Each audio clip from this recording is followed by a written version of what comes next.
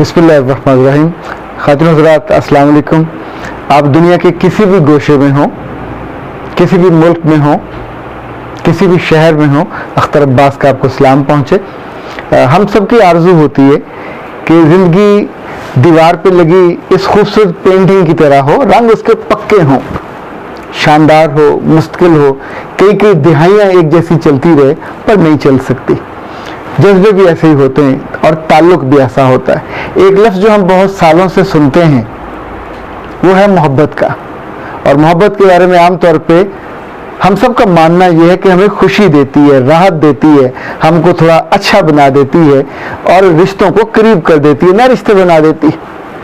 لیکن کبھی کبھی یہ محبت تصویر کا وہ کچا رنگ بنتی ہے کہ جو آپ کے پورے چہرے کا, جسم کا, روح کا, سب کا رنگ بدل کے رکھ دیتی ہے. میری زندگی میں ایک ایسا واقعہ پیش آیا کہ جس کا درد اور جس کا دکھ میں آج بھی محسوس کرتا ہوں. زندگی میں صرف امید نہیں ہے, صرف یقین نہیں ہے, بہت سے جذبے بھی ہیں جو ہماری زندگی کو متزلزل کرتے ہیں, ہلا کے رکھ دیتے ہیں.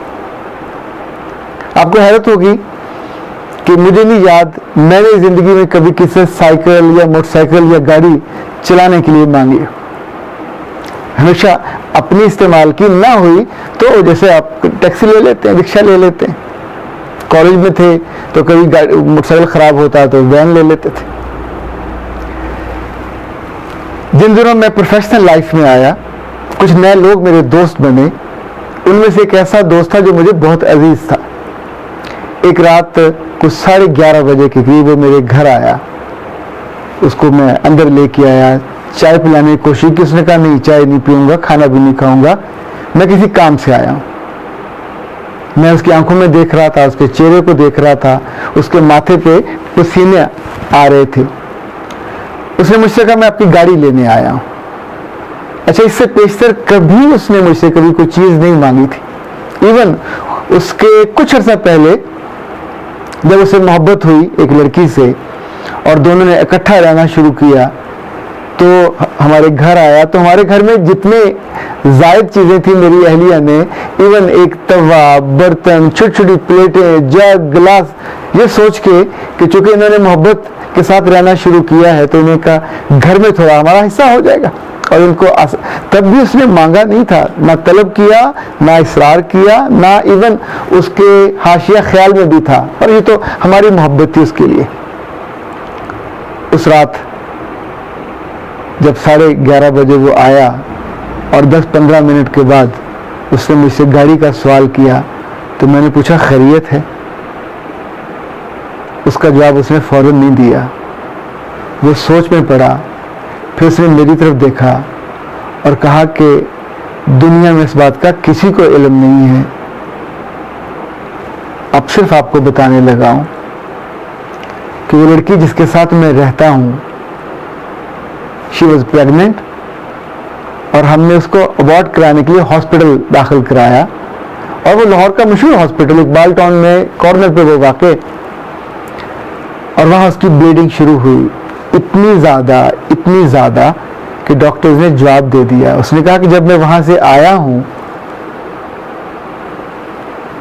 تو کتنی دیر میں مون مارکیٹ اور اقبال ٹاؤن کے مین بولیوارڈ پہ پھرتا رہا اس انتظار میں کہ اس کی جان نکل جائے, وہ مر جائے, اور جب میں واپس جاؤں تو میں اسے اس کے گھر پہ نہیں چھوڑ سکتا, کیونکہ ہم دونوں اپنے گھر والوں کو یہ بتا کے نکلے ہوئے ہیں کہ وہ دبئی میں ہے اور میں مسقط میں ہوں. اور ہم نے شادی بھی نہیں کی, ہم دونوں اکٹھے رہ رہے ہیں پچھلے 7-8 ماہ سے, اور اسی وجہ سے ہم اس نئی جان کو زندگی میں آنے نہیں. جب وہ یہ ساری کہانی سنا رہا تھا, یقین مانی میرا دل لرز رہا تھا. میں کسی اپنے دوست سے اس طرح کی محبت کو بے وقت کرنے والی کیفیت کا تصور بھی نہیں کر سکتا.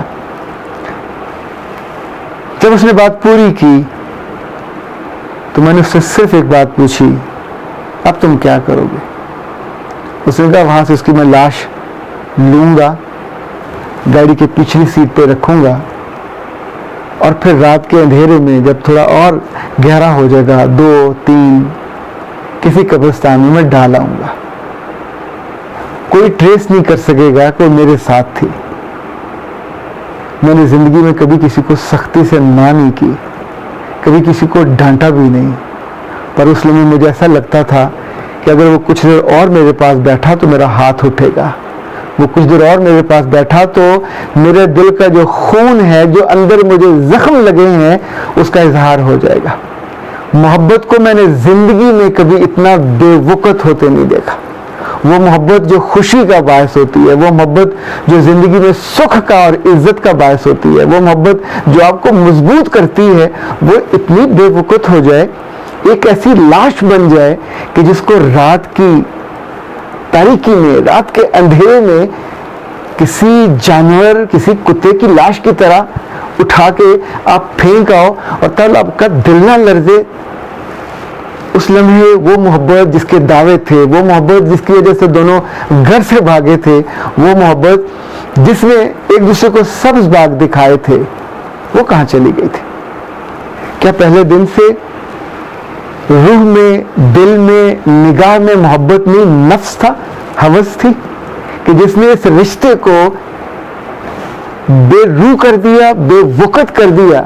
اور سوچیں کہ اس لڑکی کو اس لمحے یہ خبر ہوتی جب وہ موت کی دہلیز پہ تھی اور آخری سانس لے رہی تھی کہ اس کا محبوب اس کے بارے میں یہ سوچتا ہے کہ جب وہ مرے گی تو اس کو گھر نہیں چھوڑے گا, جو اس کا ذمہ اس کے ذمہ لگے گا, اس کو کسی قبرستان میں آوارہ کتوں کے کھانے کے لیے, کسی ہاسپٹل میں بے وقت لاش وہ جو آوارہ لوگوں کی ہوتی ہے اور جس کی بچے چیر پھاڑ کرتے ہیں, کیا اس کو اس کام کے لیے وہ چھوڑ کے وہاں سے بھاگنے والا تھا؟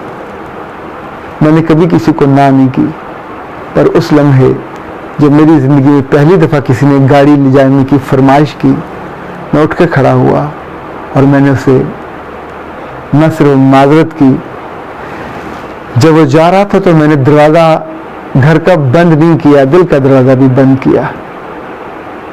جس فرد پہ, جس دوست پہ, جس رشتے پہ اعتبار نہ رہے اور وہ کسی اور کا اعتبار توڑ کے اس کو یوں بے وقت اور بے اصل کر دے تو زندگی بے اصل ہو جاتی ہے.